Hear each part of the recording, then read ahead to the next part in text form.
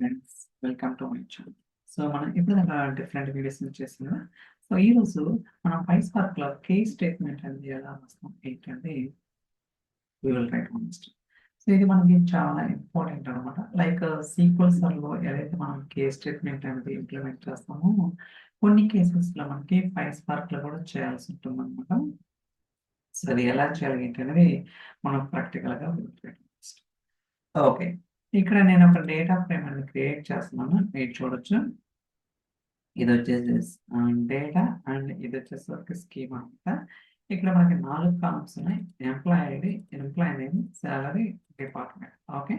మీరు అబ్జర్వ్ చేస్తే మనకి so department IT, sales and third రోలో ఎటువంటి డిపార్ట్మెంట్. సో ఇలాంటప్పుడు మనం కీ స్టేట్మెంట్ యూజ్ చేసుకొని ఏదైతే డిపార్ట్మెంట్ వాల్యూస్ లేవో వాటిని రీప్లేస్ చేయొచ్చు. ఓకే. అది ఎలా ఏంటి అనేది కూడా చూద్దాం. ఫస్ట్ ఈ సెల్ అనేది రన్ చేద్దాం. సో రన్ అవుతుంది. ఫస్ట్ సెషన్ అనేది కనెక్ట్ అవ్వాలి. దాని తర్వాత మీరు ఏదైతే సెల్ అనేది రన్ చేశారో అదైతే ఎగ్జిక్యూట్ అవుతుంది అనమాట. చూడండి, సెషన్ కనెక్ట్ అయింది కదా. ఇప్పుడు మనకి ఈ పర్టికులర్ సెల్ యొక్క అవుట్పుట్ అనేది మనకైతే వస్తుంది అన్నమాట.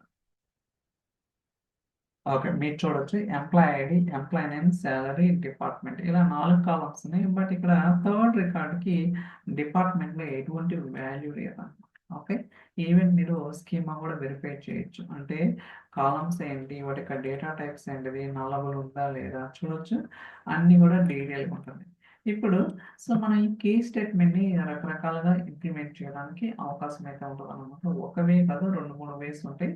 మీకు ఎలా కావాలంటే అలా డిఫైన్ చేసుకోవచ్చు. ఇలానే రాయాలనే రూల్ అయితే ఏం లేదనమాట. కాకపోతే ఏది రాసినా సరే కొంచెం పర్ఫార్మెన్స్ వైజ్గా ప్రాపర్గా మంచిగా స్పీడ్గా ఉంటే దట్స్ వెల్ అండ్ గుడ్ అనమాట. ఓకే. సో మీరు చూడొచ్చు, నేను సెలెక్ట్ ఫంక్షన్ తీసుకున్నామట. సో ఇక్కడ ఏదైతే కాలమ్స్ మనకి సెల్ఫ్ స్టేట్మెంట్లో కావాలో ఆ కాలమ్స్ అన్ని ఇంక్లూడ్ చేసాను. Like employee ID, employee name, salary, department. దాని తర్వాత వెన్ డిపార్ట్మెంట్ ఐటీ అయితే information tech, department is equal sales అయితే సేల్స్ డిపార్ట్మెంట్. ఇన్ కేస్ ఈ రెండు కాకుండా ఏదన్నా సరే, ఫర్ ఎగ్జాంపుల్ మన డేటా సెట్ ఏదైతే ఉందో దాంట్లో ఐటీ, సేల్స్ 2 డిపార్ట్మెంట్స్ ఉన్నాయి. ఈ 2 డిపార్ట్మెంట్స్ కాకుండా ఏ డిపార్ట్మెంట్ అన్నా మనం ఏం డిస్ప్లే చేస్తున్నాం, అదర్ డిపార్ట్మెంట్స్. ఓకే. లైక్ ఎగ్జాక్ట్గా సీక్వెల్ సర్లో కే స్టేట్మెంట్ ఎలా అయితే ఉంటుందో సేమ్ కాన్సెప్ట్ అనమాట. ఇప్పుడు రన్ చేద్దాం, వర్క్ అవుతుందో లేదో చెక్ చేద్దాం. చూడొచ్చు మీరు ఇక్కడ. సో ఐటీ డిపార్ట్మెంట్ అంటే ఇన్ఫర్మేషన్ టెక్నాలజీ, సేల్స్ ఉంటే సేల్స్ డిపార్ట్మెంట్ అనేది. అదే ఇన్ కేసు ఈ 2 కాకుండా ఏదన్నా సరే ఏమొస్తుంది, అదర్ డిపార్ట్మెంట్ అనమాట. ఇలా మనం రకరకాలుగా రాయొచ్చు అనమాట. ఓకే. అలానే ఇక్కడ ఇంకొక డేటా సెట్ తీసుకున్నాను. సో రన్ చేద్దాం. మీరు చూస్తున్నారు కదా, ఇక్కడ కూడా మనకి employee ID, employee name, department, salary 4 columns ఉన్నాయన్నమాట. ఇక్కడ కూడా నేను లైక్ విత్ కాలమ్స్, బట్ ఇందాక ఏం తీసుకున్నాం, సెలెక్ట్ ఫంక్షన్ తీసుకున్నాం. ఇప్పుడు విత్ కాలమ్ ఫంక్షన్స్ అనమాట. సో మీరు మౌస్ అవుట్ చేస్తే ఈ ఫంక్షన్ ఏం చేస్తుంది అంటే ఇన్పుట్గా ఏం తీసుకుంటుంది, అవుట్పుట్గా ఏం రిటర్న్ చేస్తుంది, ఏమేమి పారామీటర్స్, ఇవన్నీ కూడా ఒక క్లారిటీ అయితే రావడానికి అవకాశం అయితే ఉంటుంది. ట్రై చేయండి, ప్రాక్టీస్ చేయండి, సో దట్ మీకు ఐడియా వస్తుంది అనమాట. ఇక్కడ నేను ఒక విత్ కాలం అంటే కొత్తగా ఒక కాలం క్రియేట్ చేస్తున్నాను అనమాట. ఇది కాలం నేమ్, దానికి ఎక్స్ప్రెషన్ అనమాట ఇది. వెన్ డిపార్ట్మెంట్ ఈజ్ ఇప్పుడు హెచ్ఆర్ అయితే హ్యూమన్ రిసోర్స్ అండ్ సేల్స్ అయితే sales department, otherwise HR department. అంటే సో ఇలా కొంత అంటే కస్టమైజేషన్ అంటే డిరైవ్డ్ కాలమ్స్ అనేది రాయొచ్చు అన్నమాట. రన్ చేద్దాం ఇది.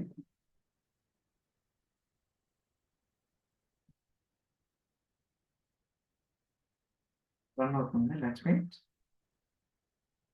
ఓకే, మీరు చూడొచ్చు employee ID, employee name, department, salary. ఇక్కడ సో నేనైతే సేల్స్ ఉంటే సేల్స్ డిపార్ట్మెంట్, ఐటీ ఉంటే HR department, HR human resource ఇలా సో డిరైవ్డ్ కాలం అనేది డిఫైన్ చేశాను. ఓకే. So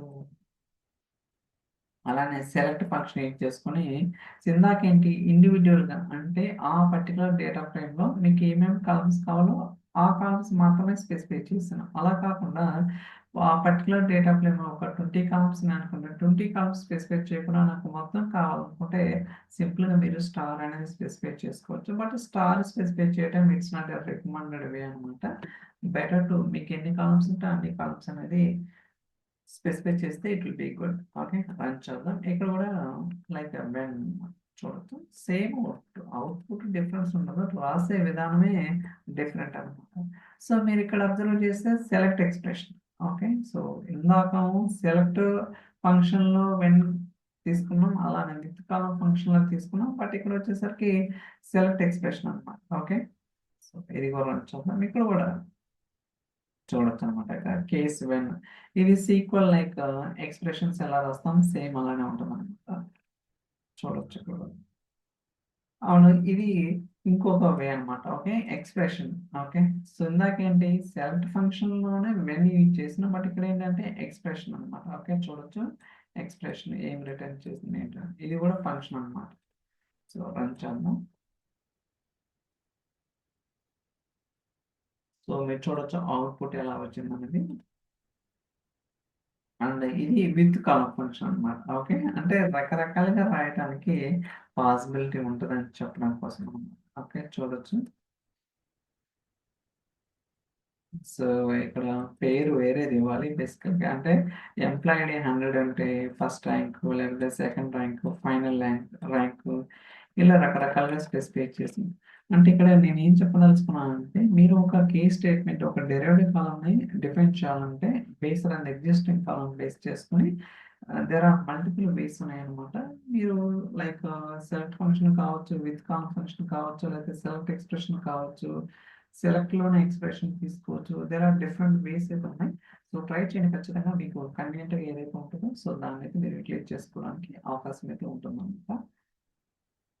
Yeah, I think that's all for this video. ఈ వీడియో మీకు నచ్చింది అనుకుంటున్నాను. So thank you so much for watching. We'll catch you in the next video. Bye bye.